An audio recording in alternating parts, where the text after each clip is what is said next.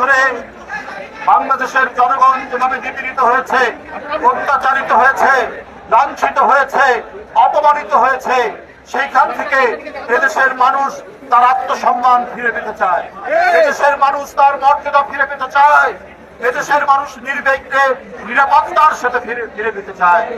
বাংলাদেশে আর কোন ধরনের মব জাস্টিস, আর কোন ধরনের বেআইনি কারো বাড়িতে আগুন দেওয়া, কারো বাড়ি ভেঙে ফেলা, কাউকে রাস্তাঘাটে অপমান করা, এই ধরনের ঘৃণ্য কাজের যাতে পুনরাবৃত্তি না হয় সেইটা এই সরকারকে 2014, 2018, 2024 এই তিনটি নির্বাচন, এইটি হয়েছে শেখ হাসিনার ইচ্ছামত নির্বাচন।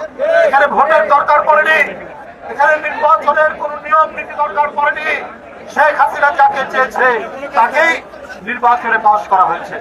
এর জন্য দায়ী রকিবুল হুদা, এর জন্য দায়ী আউয়াল, হাবিবুল আউয়াল পরে, এবং আরেকজন কে এম হুদা, দুই হুদা এবং হাবিবুল আউয়াল।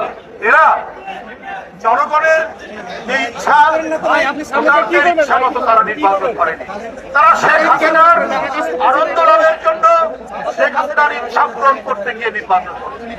অবশ্যই এরা অপরাধী, এদের বিচার হতে হবে, বিচার হতে হবে আইনসঙ্গত। বিচারের যিনি আসামি সেও নিরাপত্তার সাথে আপনার বিচারালয়ে আদালতে হাজির। বিচারের আদালতের প্রাঙ্গণে কাউকে ডিম ছুঁড়ে মারা হবে, কাউকে জুতা নিক্ষেপ করা হবে, এবং বাড়িতে লোকজন গিয়ে তাকে টেনে হিঁচড়ে বের করবে, এইটা বিএনপি কখনোই পছন্দ করে না, এবং বিএনপি এই ধরনের ঘৃণ্য কাজের পরিকল্পনা। অবশ্যই যারা এই কাজের সাথে জড়িত, তারা যারাই এই কাজ করেছে, তাদের অবশ্যই এই সরকারকে খুঁজে বের করে তাদের দৃষ্টান্তমূলক বিচার করতে হবে। পাশাপাশি যারা গণতন্ত্র ধ্বংস করেছে, যারা নির্বাচন ধ্বংস করেছে, যারা দিনের ভোট রাত্রে করেছে, যারা দামি নির্বাচন করেছে, যারা বিরোধী দলের মনোনয়ন প্রত্যাশীকে সে মনোনয়ন জমা দিতে পারেনি, এর জন্য দায়ী এই 3 নির্বাচন কমিশন। তাদের আইনসঙ্গত ভাবে বিচার, তাদের বিরুদ্ধে মামলা হয়েছে, সেই মামলা অনুযায়ী বিচার হবে, কিন্তু কারো হাতে আইন তুলে নেওয়ার কোন অধিকার নেই।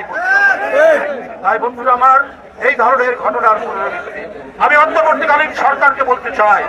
আদালত প্রাঙ্গণে পুলিশ দাঁড়িয়ে থাকে নীরব ভাবে, সেইখানে কি করে একজন আসামির উপর আক্রমণ হতে পারে? আসামির নিরাপত্তা তো সরকারের।